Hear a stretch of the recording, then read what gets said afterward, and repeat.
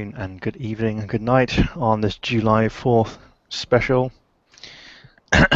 You always want to come back to us, you never know, you know it. We will always welcome you back with open arms if the US ever wanted to rejoin the UK. But that's enough of my soapboxing. Welcome to a crossover venue between Demon and Mage. So a great deal of soul searching and investigation has been done between Edwin and Lily, or her demonic name Gorgoni. There are always people left by the wayside, though, in any great conflict. The one that is known as Reggie, now living with hobos on the streets in New York, in hopes to make reparations of at least of some kind. Edwin has used his occult skills and advanced knowledge of the demons, or the fallen, in order to track her down. Sadly enough, he's having to use public transport on this wonderful day, which is scarce as he is, and costs a great deal of money. But he's British, and thankfully the British pound still goes very far. We should start our scene with Edwin walking down the street, and we see Reggie in the outside enjoying the evening air. When Edwin comes upon the scene where Reggie is set, she is sitting in one of the alleyways not too far from the street. A kindly shopkeeper has actually kept the service bay open, the loading dock area, where massive amounts of cold air from the interior air conditioning kind of pour out into the street as the group of about 5 or 6, including Reggie herself, sit trying to keep relatively warm. Or relatively cool, I should say. Being warm is not a problem this time of year. But she sits with bits of well, it looks more like styrofoam containers and wrappers. The words O'Tully's on the side can be seen as they sit and they speak. They laugh occasionally. Some smoke, some drink. But it seems to be that despite their destitute nature, they seem to be fairly happy. Edwin's not particularly the best at social introductions, so he'll rely on what he knows, which will be to sort of wander or stroll up the alleyway, avoiding the sort of scraps of paper, the plastic bags, and the puddles of water that seem to just come from somewhere in this world. And he'll place his hands in his pockets, try to catch the attention of Reggie directly. And if that doesn't work, he'll... Reggie will look up and blinks a few times and then stand. She'll set down some of the food that looks like it's at least a few days old and set it down with one of the look to be more tenured homeless members of her little pack. And she steps over bags and rucksacks and stands before Edwin. I didn't expect to see you again so soon. Hey. Yeah. That was interesting. But some great insights that came out of that meeting that we had. Look, I know I don't want to sort of have a conversation about this in front of your friends. Have you got half an hour to an hour? She looks back at them and they seem to just nod to her as if they're not really pressed to go anywhere at this point, this early in the evening. She just nods. Cool. There's and a cup of tea, and there's a what looks like a service station just down the road, half a block away, If you care to come and join me, I think both of us could do with a chat over some food. She kind of smirks a bit and nods. That sounds fine. Cool. I tend to forget to do the eating thing when I'm over on this side. When I say this side, I mean the world. And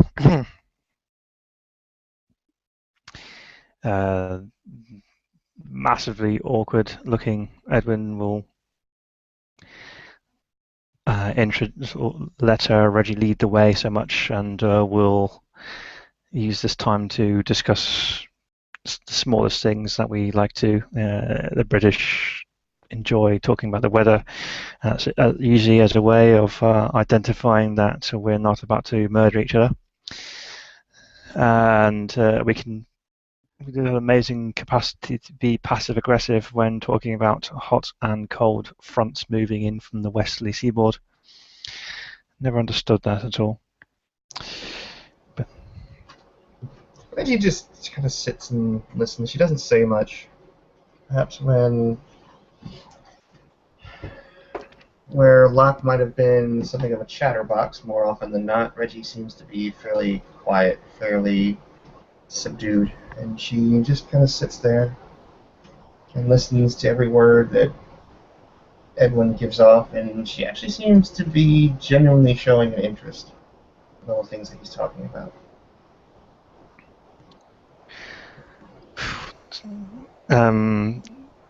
So you've not been taken away to stay with any of your colleagues? I mean, the likes of Josh and Lily. They've not found a home for you? She actually kind of makes a grimace at the mention of Josh's name. Aside from Lily, I don't really trust any of them. You don't especially seem to be happy with Josh. What's wrong? I don't know. There's just something about him that's off-putting, and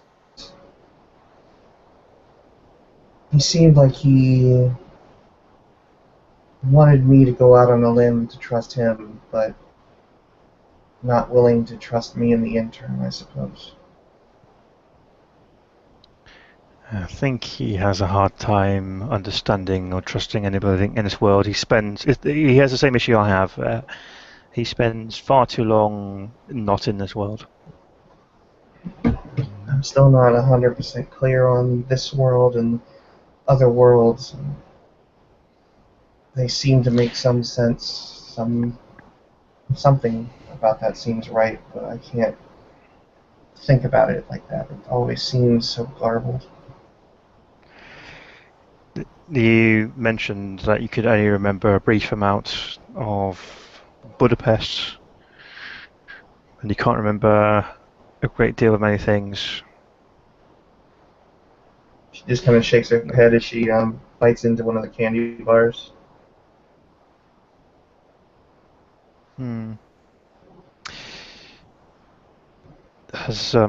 Have you had nightmares? She just kind of stares forward and shrugs a bit sometimes. It seems that a great deal of you are plagued by things in the past, or very, very traumatic episodes that pop up in nightmares. Sometimes it's just the standard dream kind of things that I feel like I've had before as a kid. Strange dreams that are unsettling, and then other times it's very vibrant. But I know that ever since I woke up, I have this tremendous fear about being isolated and alone. I see. The one who came before you went straight to Asia to hide something that was going to happen here. And I think perhaps that she might have felt lonely when she was wandering around the cities in Europe. I don't know. I didn't know your predecessor too well. But I suppose that's just starting to infuriate you in the sense that people keep referring to you in the past tense. She just kind of, at that point, has furrowed her nose, and she's still staring almost down at the ground in front of her, but standing side by side with Edwin, but she nods with a slight crinkle of her nose. Yeah.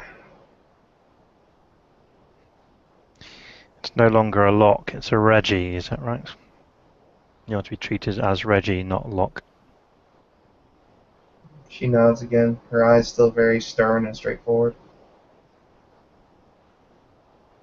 Whoever this Locke was, she's dead, and I'm not dead.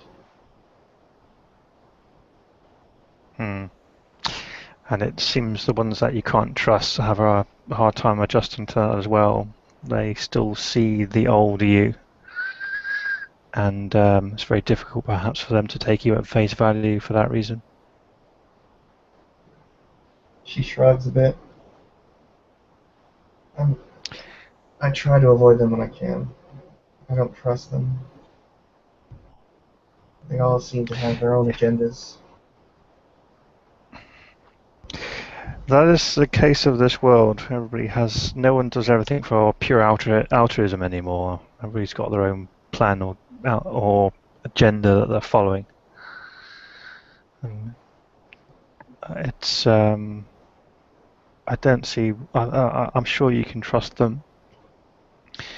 Lily seems to be hell bent on protecting your life.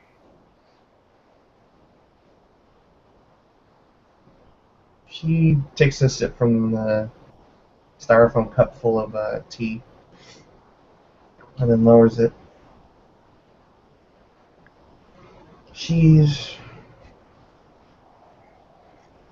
I can't describe the closeness I have, but I know that I want to be around her most of the time. But that usually comes with the others. She has nightmares about not being able to protect you and to be there for you. It's, the relationship that you seem to have with her is a lot closer than perhaps mortals can understand. She again frowns and lowers her head a bit more. I feel like she wants me to be somebody else too.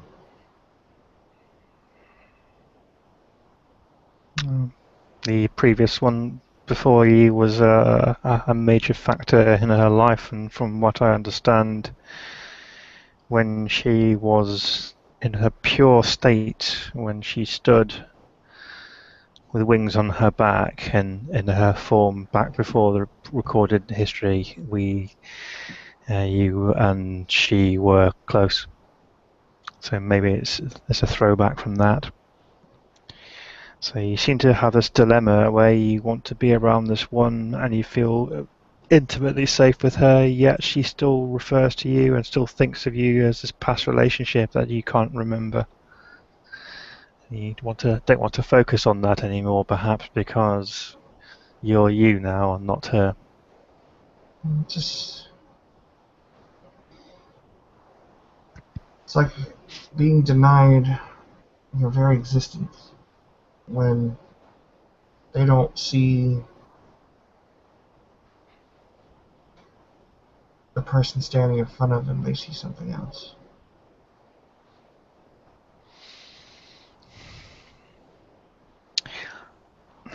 Perhaps you need the strength then to convince them that you are that someone else. I mean, you're standing next to me now here, drinking tea politely and eating candy and whatever we've just bought from that shop. You seem to be taking the right social level of interest in my random conversation. but you don't appear to have much confidence in yourself. I don't even know much of. I don't know myself. I mean, if it weren't for the passport, I wouldn't even know my name.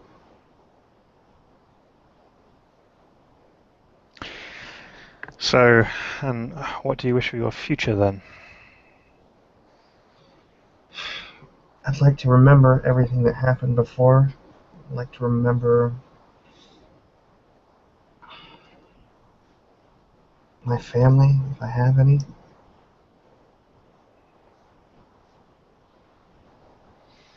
I And if see. I can't have that, I just don't want any of that at all. I don't want any of it. I don't want to be this person that they want me to be. I don't want to be. If I can't even figure out who I'm supposed to be, she kind of like looks at her hands in the flesh. I don't care about the other part. And what have you done so far to take that journey?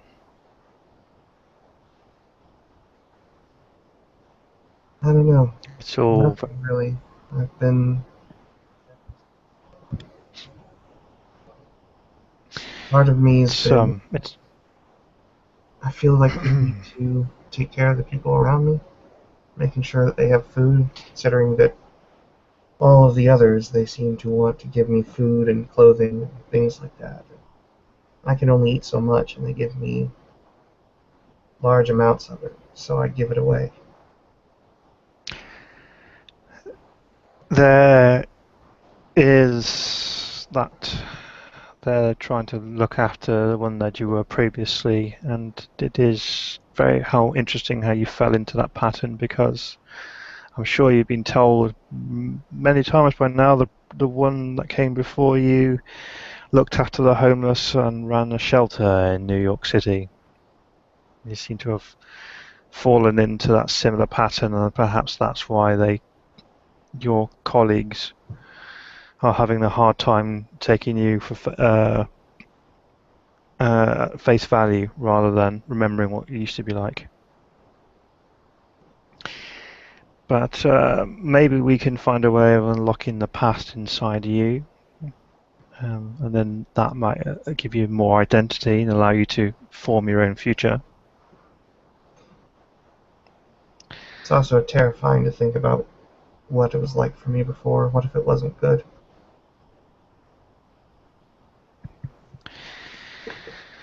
Well, I'm fairly certain that everybody has their lives and things that they wish to forget. Even I and the people that you sit with and that cabbie that we just see drive past there. I'm sure they all have regrets in life.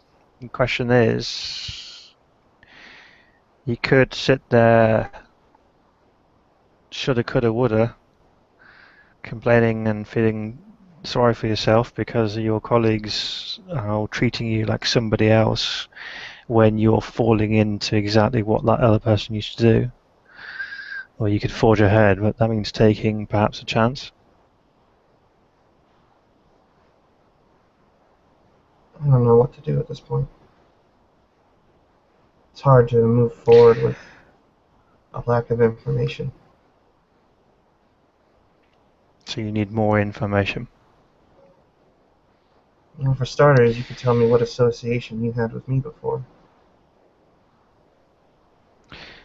You and I, or the previous you and I, had a series of conversations and planned for a battle involving a great creature, a great evil that came into New York. And it was a frank exchange of views. And a few promises that were made, and from my perspective, were broken when your other self left this city. But I have since been informed that perception was incorrect.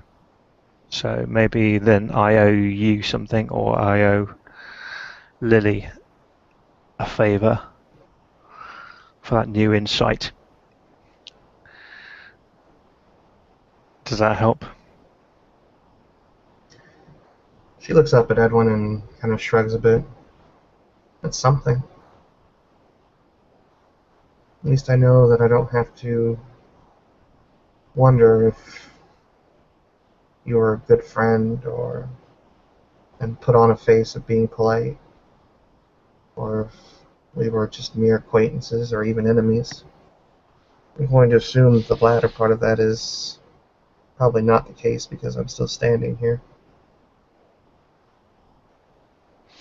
Well, we were not enemies, no. I think the relationship between us was sort of indifferent. We never saw that come to pass. We never fought together side by side against the great evil of the world. So new friendships can be forged. Perhaps that's maybe the first honest thing that I've said in a while. Don't expect me to be a white knight. I don't even like. I don't care if you. Sorry, say again? I don't even like to argue with the people I'm staying with when they do things that I'm not necessarily fond of. Like, well, there was an unattended purse not too long ago.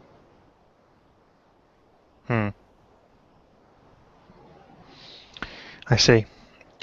Listen, perhaps we will start then our friendship now. And perhaps I can give you some insight into your past and you can give me some perspective on this world.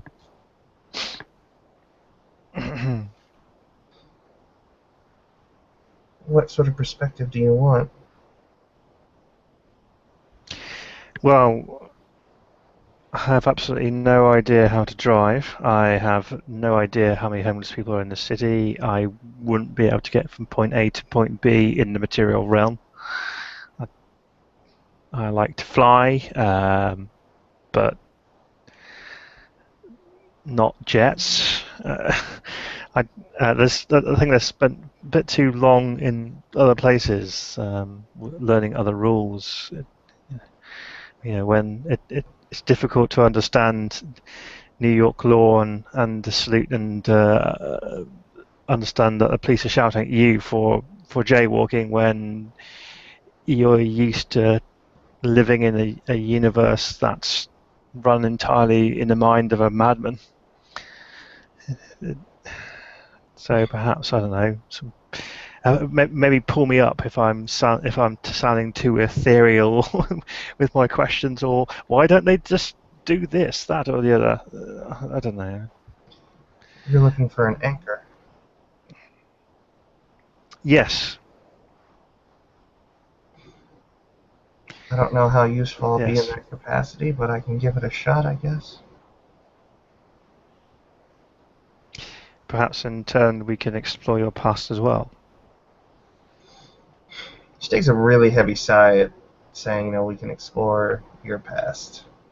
And she just, again, kind of chews on her lip and scrunches her nose as if she's half in and half out on that concept. I think I'll make a perception plus empathy and see if I'm not too stupid to pick that up.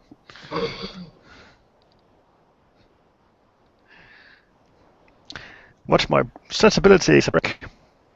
Oh my fucking Christ.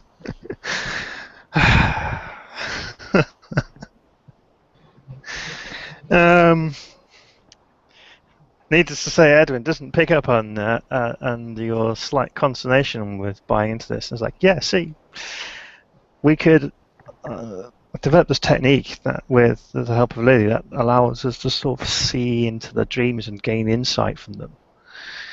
The process itself is not relatively risky, but it's not risky at all. It's just, do you want to take that first step? Well, of course you do. You want to know about your past. You want to know if you've got mum and dad, kids, brother, sister out there, I suppose. You know, you know how to do that, and perhaps with the resources I have available, I can help you with that. Well, I would like to know, but I don't know if I want to be. I don't know how real I want it to be, if that makes any sense. No. Sorry, It's one thing to run that see. by me again. I don't know how real I want it to be. It's one thing to look out from the inside, I think, or look in from the outside. It's another thing to actually experience it. And if these memories come back and they're not what I want, I can never unsee them. I see what you mean. You are a dichotomy of two beings there with two sets of memories. Well, I guess the fallen within you and the person that I see standing before me. And perhaps you're saying that you might see the things from your other self in the past which you don't want to view. Not yet. I'd rather see it from the outside. I want to maybe find out who Reggie is and observe her family.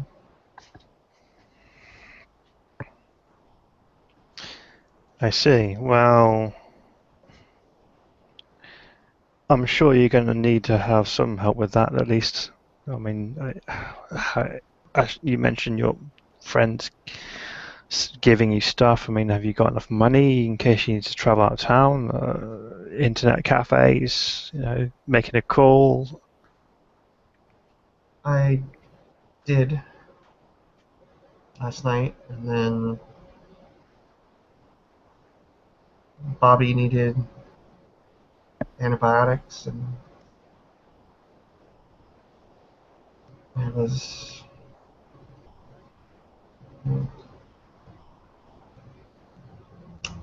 It's just not a lot of money left from where it was last night. I see. Okay. Well, there's a friend of mine that convinced me a long time ago to sponsor a homeless shelter and put some money towards it, and I know that that she teaches there at the same time. I know that money went into medication and things like this as well, so maybe you can they can find rooms for you there, so you can keep what we give you for yourself, so you can go off on that journey that you need to take.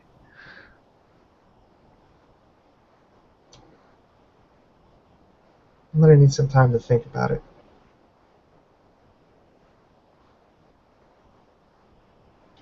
Okay, that's fine. Look, Edwin will reach into his coat pocket and he'll produce a phone. Look, I've never used this. Well, I get calls on occasionally. People trying to sell me insurance usually, and one or two friends. You can take this phone, and we can contact you. And if you need to call me, you can. Do you Oh wait, no, that won't work because this is right. Sorry, what? did I did she did the other person, the other one, did they tell you the name? The thing that makes The the back of my name? head the name that makes the back of my head tingle. Your name? Yes.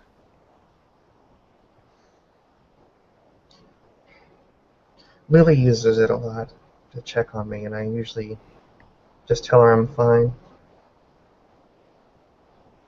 But I know you can Okay, contact me that way. I can find you that way as well. Look, Edwin will start reaching in his pockets again.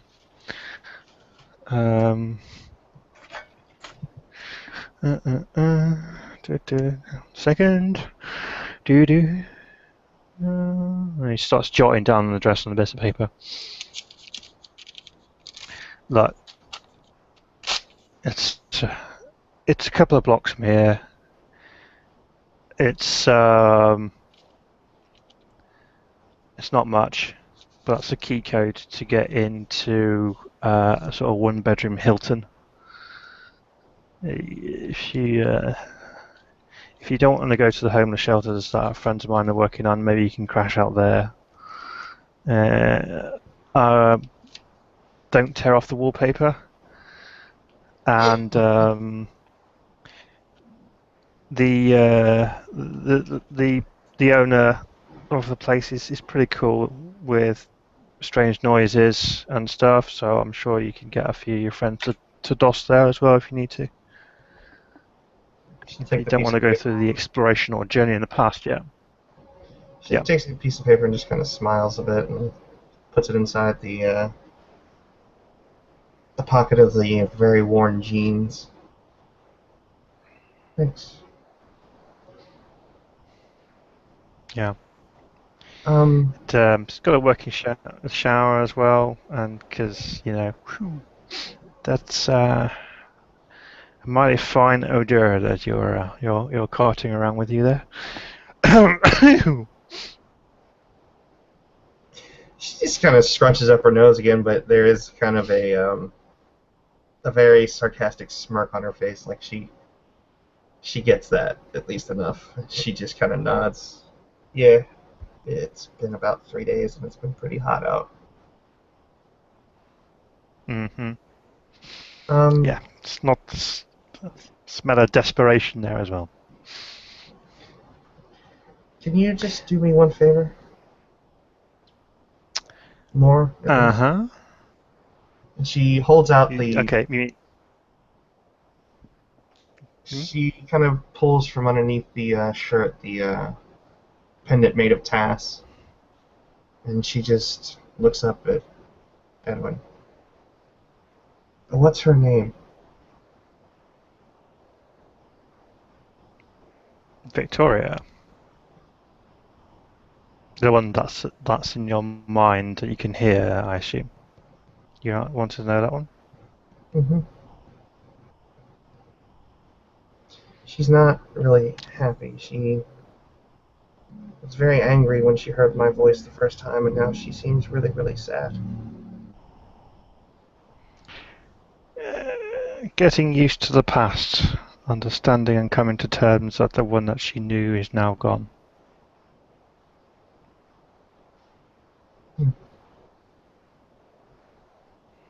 I'd like to talk to her eventually, but she seems really upset. We all deal with grief in different ways. I'm sure she'll come around eventually. But I think maybe that's far off from this point, I'm sure. So we need to do work on you first. And then I'm sure Victoria will eventually come to terms with her loss and come around eventually. Alright. She places the pendant back underneath the shirt. Well, Edwin, thank you.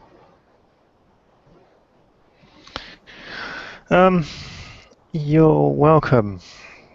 I'm not going to let this matter drop. I still think you still owe it perhaps to yourself to know who you are completely before you can move on with your own life. And that's a pretty healthy thought to not trust the people that claim to look after you. That's why I'm not making any claims to looking after or protecting you. But as I said, you're more than welcome to DOS out at that place. And again, the warning, please don't take the wallpaper down. It will hurt. Leave the wallpaper alone. Gotcha. Yes, please. Now, and I'll take my leave. I assume you'll be able to go back to your friends there now, but I do have one small favour to ask as well. Okay. Where the hell am I? And how do I get a taxi from this place to home? She just kind of snorts and chuckles a bit at him, and she looks back to the university. Uh, Somewhere near there, yeah.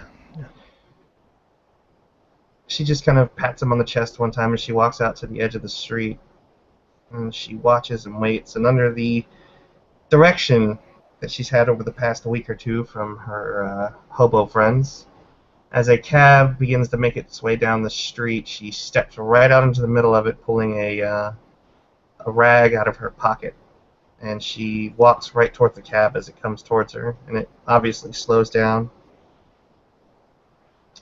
And the gentleman behind the windshield begins to kind of shout at her, and she actually begins to look like she's kind of wiping off the windshield, and she just looks back at Edwin and kind of nods her head towards the cab. When she looks back towards Edwin, there's a massive amount of fear in his face, and his hands are almost caught mid-gesture, like he was about to do something to stop the cab from running her over. Understanding what's happened, he'll throw a quick salute and we'll get in the back of the cab, pop his head outside and going, if you don't hear from me, don't come and look for me. Chances are that I'm dead in a ditch somewhere. She'll chuckle and just step back and hold out her hand to the cab driver as if expecting money for cleaning off his windshield, and he just says something in his native tongue and then drives off as he turns on the meter for Edwin. And the last thing you hear is, as the Doppler effect goes past you, oh god, I'm going to die. And I think we can end our scene there.